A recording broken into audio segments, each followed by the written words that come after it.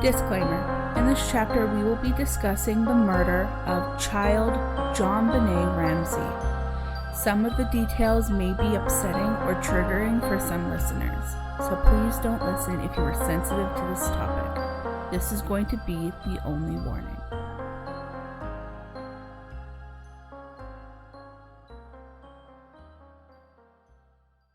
So in 2006, Boulder District Attorney Mary Lacey took over the case. She agreed with the federal prosecutor that the intruder theory was probably more likely what happened, obviously more likely than the Ramseys killing their own daughter. And under Lacey's lead, investigators developed a DNA profile from touch DNA that was left behind by skin cells. That's what I was thinking of. In JONBENET's long underwear. Long johns. Not the panties, the long johns. So in 2008, Lacey released a statement detailing the DNA evidence as fully exonerating the Ramsey family. Yeah. Saying, quote, "The Boulder District Attorney's Office does not consider any member of the Ramsey family, including John, Patsy, or Burke Ramsey, as suspects in this case. We make this announcement now because we have recently obtained this new scientific evidence that adds significantly to the exculpatory value of the previous scientific evidence. We do so with full appreciation with the other evidence in this case." She also went ahead and issued an apology to the family. Unfortunately, Patsy had already passed away. So in 2010, the case was officially reopened with renewed focus on those DNA samples. Further testing has been conducted on the samples, and experts now believe that the sample is actually from two individuals rather than just one. Back in 2016, it was announced that the DNA would be sent to the Colorado Bureau of Investigation to be tested using more modern methods, and authorities hope to develop an even stronger DNA profile of the killer. And this is the only possible way that this case is ever going to be solved at this point. Familial DNA, to me, I believe. I don't think that the case is ever going to be solved. So CBS aired The Case of JONBENET Ramsey in 2016, which implied that Burke was the killer, despite the fact that he was cleared by the DNA evidence that proved the existence of an intruder, supposedly, but I have a theory on that too. Me too. But Burke filed a $750 million lawsuit against CBS for defamation. The case was settled in 2019, and while the terms of the settlement were not disclosed, his lawyer said that the case was amicably resolved to the satisfaction of all parties. A very lawyerly thing to say. So he got at least $1 million. Oh, fuck. More than that. Sued for $750. He got a little bit more than that. And this is why I was saying that Burke, I mean, I didn't mean anything by it like Burke likes to sue people. I'm just saying that Burke is done with it. Burke is done with the shit. Yeah, for sure. So apparently there were, and I don't know if this is true or not, but apparently Burke Ramsey was diagnosed with Asperger's. And he would... Did he say that? I believe Dr. Phil did at the very end of the episode, feeling like he should probably explain the odd behavior. Oh. But when he was a child, apparently there were instances where Burke would do things like take a dump in JONBENET's bed or smear poop on her stuff or just do weird things. And like who said that? Do you know? There were... I can't remember. This is reports from years ago. And if you try to debate people on this, they won't give you any document to look at. Yeah. But they're steadfast in that they heard it, right? And I mean, I get it. However, there was one incident that people said happened. And Burke said, yeah, it happened, but it was an accident. Apparently, Burke hit JONBENET with a golf club. Golf club? I thought it was a baseball bat. It was a golf club. Word. But Dr. Phil asked him about it, and he said, yeah, it happened, but it was an accident. And, you know, I was told to be careful. And like, does he admit that that's suspicious? Not Due really. To the nature of how she died? No, he didn't show a whole lot of emotion other than weird smiling at inappropriate times. Summing up the entire interview, there's only a very few questions that people really wanted to know the answers to, and these are those questions with the answers. Was he present when the 911 call was made? Burke said no. He was in bed until after the police arrived. Did he hit his sister over the head with a baseball bat or a flashlight? And Burke answered absolutely not. Did he hit her with a golf club on purpose? No, absolutely not. Did he stab her with a train track? No. And that came from those marks on the side of her neck that look like taser marks, exactly like taser marks. But that CBS documentary also brought up a very good possibility that those marks could fit with one of them old plastic train track toys. They have the little pokies that stick into the next piece. That could have caused an injury that looks similar to that. Bizarre that a little 9-year-old boy would do that to his sister's neck. Like, well, okay. And then the final question was, did he sexually abuse JONBENET? And Burke answered, as he had answered 3 times before, no, absolutely not. Has he ever agreed to like a lie detector? They all did, but they wouldn't allow the FBI to do it. They had their own done, and the investigators wouldn't accept the results. Yeah.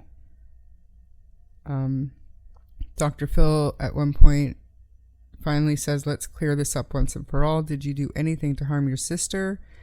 And Burke says no.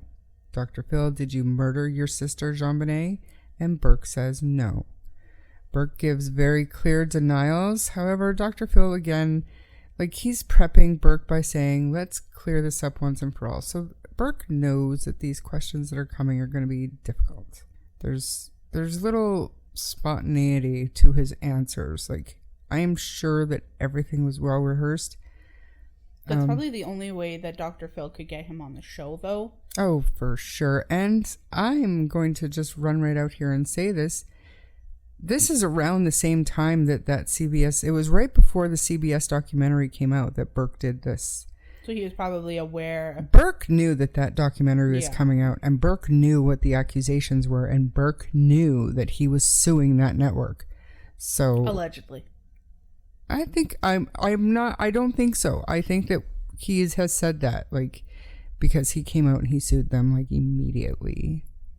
So, I mean, that's what that is. I will see if I can. I'm sure that Dr. Phil has that video on his channel or something. I'll see if I can link it for you on Patreon. But it's out there. If you want to watch it, go watch it for free. But let's talk about the suspects. Patsy Ramsey. From the outside, Patsy was the pleasant and influential suburban mom of 2. She was known for her beauty pageant winning daughter and the lavish Christmas parties she threw every year. First, it's been speculated that while cleaning up yet another one of JONBENET's bedwetting accidents, which were becoming more and more frequent, Patsy flipped a switch and slammed the little girl's head against the side of a bathtub or toilet or something, just snapping. I don't believe that. Subscribe to that. I don't especially somebody that had fought and beaten stage 4 ovarian cancer. You actually think that your 6-year-old little girl wetting the bed is going to set you over the edge? Yeah, right. I disagree. No, I like when it comes to Patsy, if she's involved, to me, she gives off like caring mother, I just lost a child, I don't want to lose another one vibes. If but I mean, we'll get to it when we talk about Burke, but I struggle with that mentality, because how are you going to get your head so clear to think? I think when that you the men just would have taken action, and she would have felt so lost, she would have followed. I don't know, man. Also, if they have their own plane on standby, what else did they have? Did they have a private investigator? Did he have like some kind of like past special investigator or agent as like a bodyguard-esque person who did background checks and blah blah blah blah blah? Like, you hear of really successful people like that having stuff like that. Like Donald Trump, he has his private investigator and yada, yada, yada, who get paid really handsomely to make sure of the welfare of the family, no matter legal or not. So, I mean, there's just so many possibilities. The next suspect was John Ramsey, and this one is the most ludicrous and disgusting. There were claims that that he had been molesting JonBenet and murdered her, and the reason why it's because John knew exactly where to find her, and he purposely contaminated her body by removing the duct tape and yada yada yada. Throwing the blanket over her and the Colorado Avalanche jersey, and then the detective being so deathly afraid of him, and, you know, just unfounded shit. And then the amount of the ransom note, $118,000, is weirdly specific and strangely close to the amount of money that John received that year for his Christmas bonus. Even still, that is ridiculous. Of course, John Ramsey did not kill JonBenet. There's no evidence. But we can move on to Burke. And I am not saying that I believe that Burke Ramsey killed his sister. But let's talk about it. I'm between Gary or Ham. I'm allegedly. John and Patsy diligently shielded Burke from the press for years after the murders. And judging by the very, very strange interview that he did with Dr. Phil, it was probably a really good idea that he did. This was grown-up, successful Burke. Could you imagine a 9, 10, 11-year-old Burke? Which we did get to see snippets of during that Dr. Phil interview, but it didn't do him any favors in the court of public opinion because he did come off as different or odd. As somebody with Asperger's typically does. Right. So we already talked about the theory that Burke had a flashlight with him when he snuck downstairs that night to get himself a bowl of pineapple and milk, and JonBenet snuck down and tried to steal a piece of pineapple from his bowl. Burke got upset, hit her over the head. Then what? Are we trying to say that Burke took it upon himself to break the paintbrush handle and make a garrote and drag her downstairs and... I don't think that's what people think. Injure her body and strangle her. Adults took over. They think that mom and dad covered for him. Yeah. Like, I mean, how... I can't see how a mother could get it together that quickly to be able to plan, to even sit down and form words on a piece of paper, let alone come up with a 2.5-page ransom letter and scheme this whole thing up. And I can't. I think you heard enough in the 911 call that she was panicking and freaking out, but she was still able to form sentences and stuff. I mean, again, like, is there a private investigator for the family? Is, like, da-da-da-da-da-da-da. If that private investigator didn't have prior DNA, did he have people on, like, paid, like, not thugs, but thugs in a way, like, ex-security dudes? Like, who knows what resources they had. So all conspiracy speculation comes from the unknown of what they had, what they could have done. So nothing can be proved. Nothing can be proved. That's right. So Gary Oliva, at the time, he was a 32-year-old sex offender in Boulder, Colorado. Had he been charged yet? He was registered as a sex offender. Oh, okay. But we all know that they don't take that they never did take that thing seriously enough.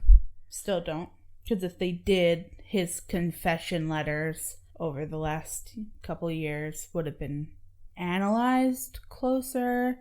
Some people think that there are some similarities between his writing and the ransom letter. And if that was the case, why isn't he charged?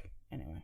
So he is a convicted pedophile, and at the time he had been living in the area on and off when police allegedly found a magazine cutout of JonBenet Ramsey in his backpack after he was arrested on drug charges in the year 2000. He was soon after released, but suspicions remained. Ramsey's longtime private investigator, Ollie Gray, once referred to Oliva's ties to JonBenet as bombshell information.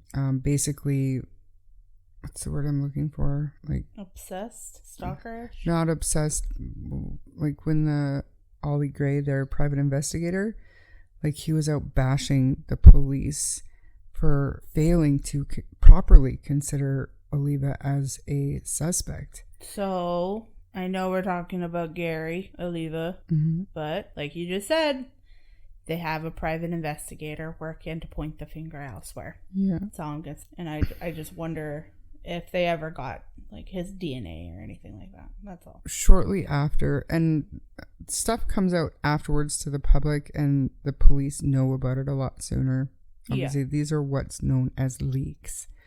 So a friend of Oliva's from high school, Michael Vale, stepped forward with an allegation that not long after the murder, just a couple of days, Oliva had called him on the phone and confessed to him that he had hurt a little girl. Michael revealed to a magazine that he was particularly unsettled by how the knots used to tie the garrote and strangle JonBenet were very similar to those used in an incident where Gary Oliva attempted to choke his own mother with a telephone cord. And apparently he was obsessed with knots and painting and paint brushes.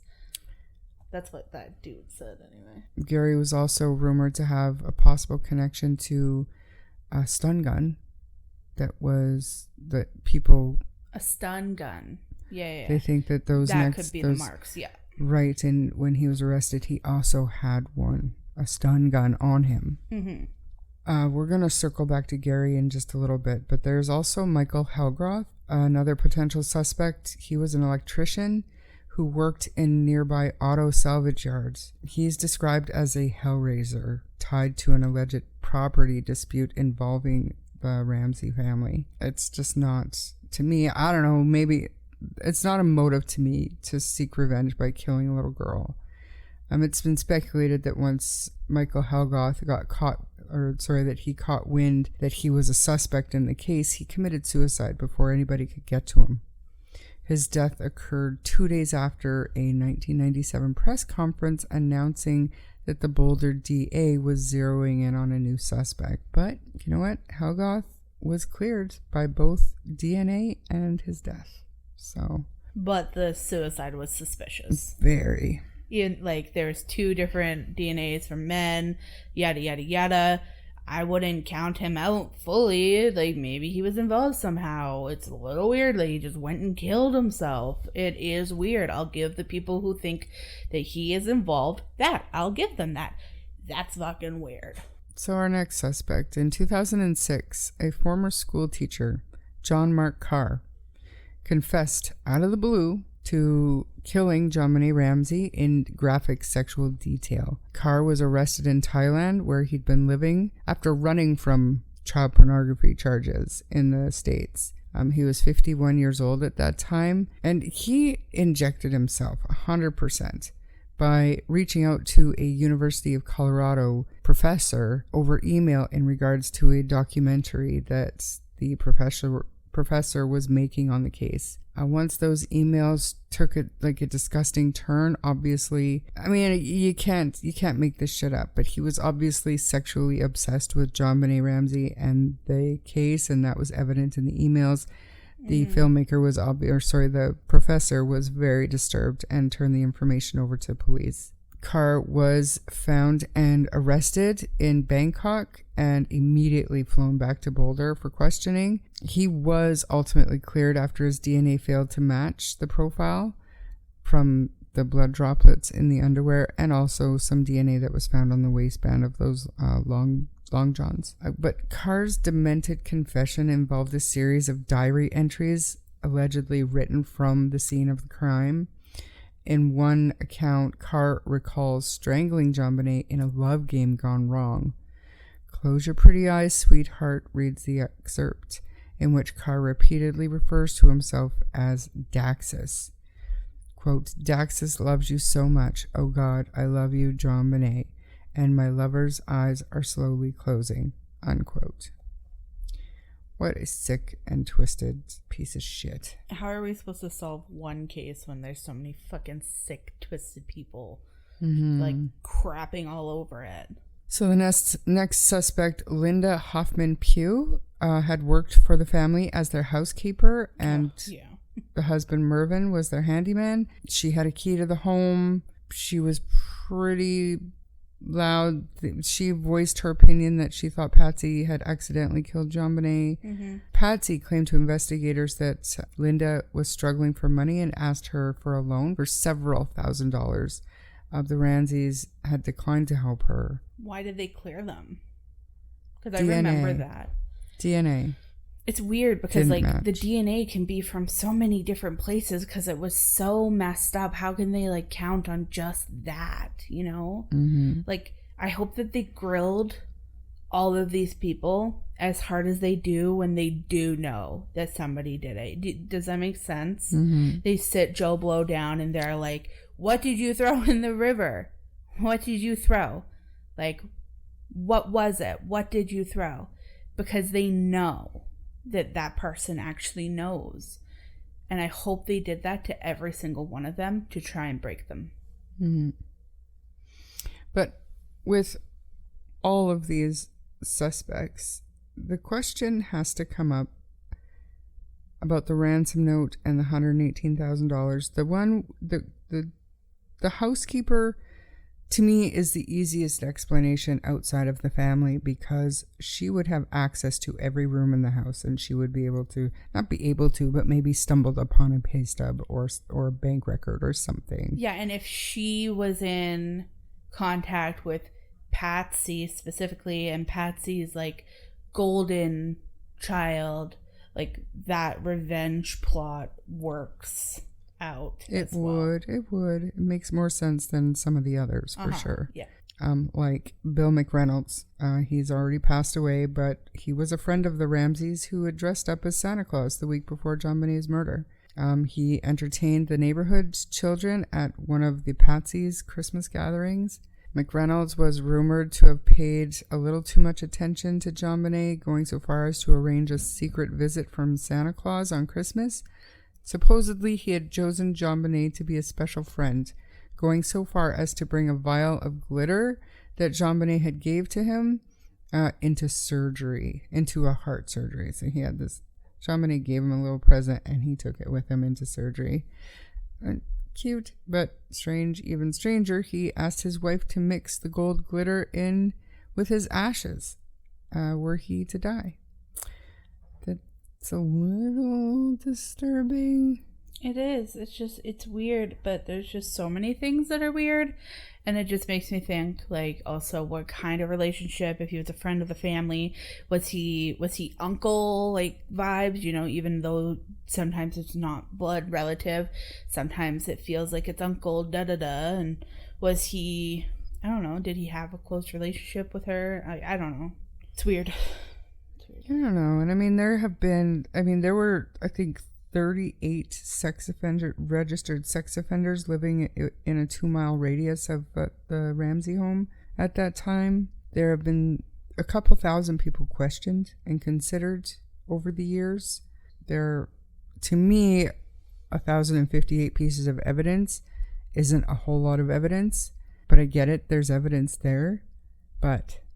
You think that if it was somebody like that, though, who loved her so much that if you want to put the glitter in with his ashes and the surgery and stuff, you would think if he cared about her that much that the crime scene, the body would show remorse or more remorse, whether it would be he covered the body up so that he didn't have to look at it, didn't take 25 minutes to write a letter, something. So seems unlikely. And I have to agree, which is why if we're going to give more weight to the intruder theory than we would to the family theory, then we need at this point to go back and talk more about Gary Oliva. He, too, was cleared by DNA testing. He was charged with 2 counts of sexual exploitation recently for possessing child pornography. His name has resurfaced very recently, and honestly, if it was an intruder, my money's on this guy. I'm sorry, but I agree. The only issue, again, is like the DNA, but I really don't think that they should be counting on that. No, and if you go back and you listen to some of the experts talk about that amount of DNA, touch DNA, mess with DNA, altered DNA. Do we know? We don't know if they were brand new long johns. We don't know if they were brand new panties. That could have come from, not even tried them on, but they were little panties with rosebuds on them, and they said Wednesday on them. Yeah. So if a mom was in, or a dad or something was in Walmart and they're trying to buy these underwear, they might open it up and just touch the waistband or something to see the material. Totally. It could be something like that. So we don't know how the DNA got there or who deposited it. So basing all of these exonerations or whatever on this DNA, I think is a mistake. And for people to say Gary Oliva has been ruled out because DNA, I think is a mistake. I do. Yeah, which is why I say they should be hounding these people in interrogations, like for hours and hours and hours at a time. They should be pummeling these people. And for all we know, these new investigators may well be with Gary. Yeah. So going back to Michael Vale, his high school friend, Michael had said, we knew that there was something wrong with Gary. In fact, we called him Scary Gary. He was known for breaking into places and getting art supplies. He could break in and steal things, but he was definitely into stealing art supplies and things like that. He was, a relatively decent artist, and we'll talk about that in a couple of minutes here. Also, the only issue I have with the Gary theory is because he has quote unquote confessed so many times. Yeah. Wouldn't he have been able to give the police some kind of detail that would have nailed his coffin kind of thing? And the final nail in the coffin? It's hard to say if they've held anything back though at this point. True. So Michael and Gary kept in touch over the years, exchanging messages, usually using cassettes, for several years after they graduated high school.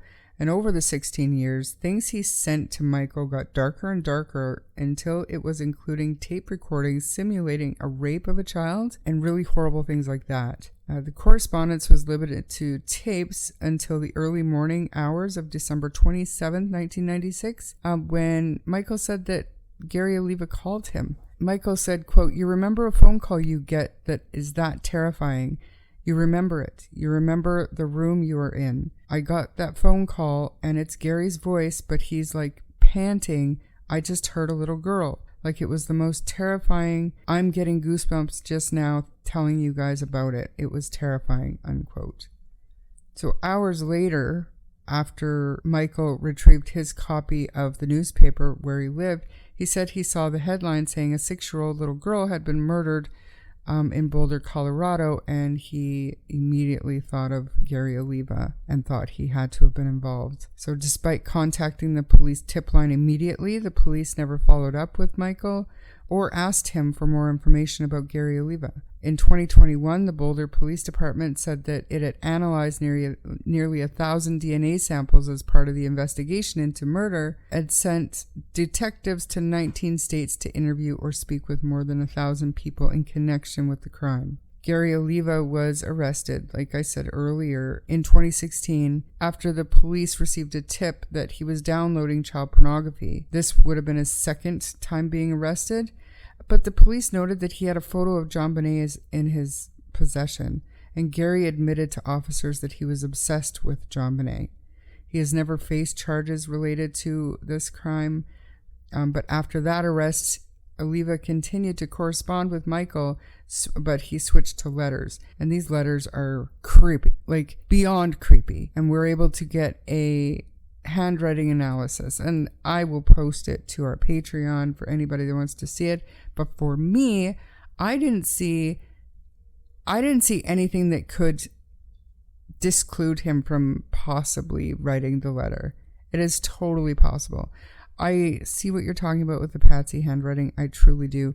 Like, it looks more identical to it than this guy's, but they see similarities in very specific portions of the writing for him. So less similarities, very specific similarities, but they're there. So it's not fully rolled out. 20 years on, right? This handwriting sample is 20 something years after the ransom letter was written. True. A photo that was reportedly taken at a vigil 1 year after the murder, taken by a private investigator who was just there taking pictures of everybody. Gary Oliva was there, and he was holding a very large folder. But again, the DNA didn't match. Fair. But if we are saying that the DNA is related to the crime, then Burke's DNA doesn't match either. We don't know what this DNA is. And honestly, the way the police handled the investigation from the start, can we trust that the sample isn't contaminated? No. I would make the argument to prove that it's a good sample, that it's related to the crime. Can't say it was planted. Otherwise, whoever planted it would have known who they wanted the DNA to belong to, so it is still a mystery. Like, if they were trying to frame somebody and they planted DNA, they would have planted Patsy's DNA or John's DNA because they were they were investigating them for the murder. So I don't think that anything was planted. I don't think anybody's being framed, but I don't think the DNA should be held to the standard that is exonerating these people, that is excluding these people. Yeah, it's weird. But again, like, how could this man, this intruder, this Gary Oliva, how could he have possibly known how much John's bonus was? Hear me out. Oliva or not, we know that the Ramseys were out most of the day into the evening till after dark. That leaves a lot of time for any intruder to rummage through the house, to look for valuables. He's known for breaking into places for art supplies. Right. He is known for being interested in doing paintbrush. He broke in. He went to go get art supplies. What is she doing up? Accidentally pushes her, or she gets her head bashed in some way. He's a pedophile, though. He could have seen her because he lived not far away. He could have broken in while they were gone and rummaged through the house and found a bank statement or anything else showing that ransom note amount, thinking that he was in that house. And yeah, he's going to steal some art supplies, but he's also going to have his way with a little girl. He's going to try to take her, and now he's seen that bonus amount. He's going to get some money out of the deal. Do I think that he went in there thinking he was going to murder JonBenet? No. But his story is that he stun-gunned her, went to take her downstairs, dropped her, and she cracked her skull on the hard ground. And I mean, I'll get into that little fucking confession here in a minute, but I kind of could see it, though. Yep, I can too. So I'm going to actually wrap up this episode with just a section of an article written by the U.S. Sun that includes excerpts from one of the letters that Gary Oliva wrote. I warned everybody that this was not going to be a deep dive into the case itself and the evidence and blah, blah, blah. We went through some of the suspects, we went through the theories, we went through a lot of the botched information and investigation of the case, but there's a lot more information out there. But unfortunately, I don't think any amount of podcasting, YouTubing, coverage is going to change the fact that this case isn't going to be solved.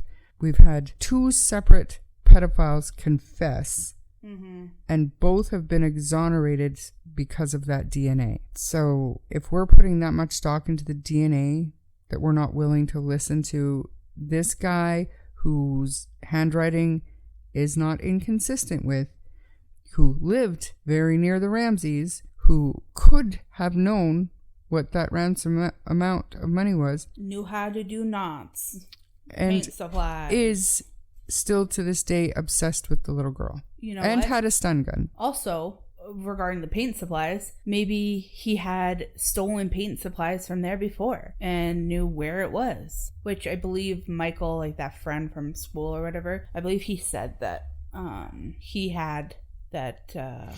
Gary had looked at that house before, broken into that house before.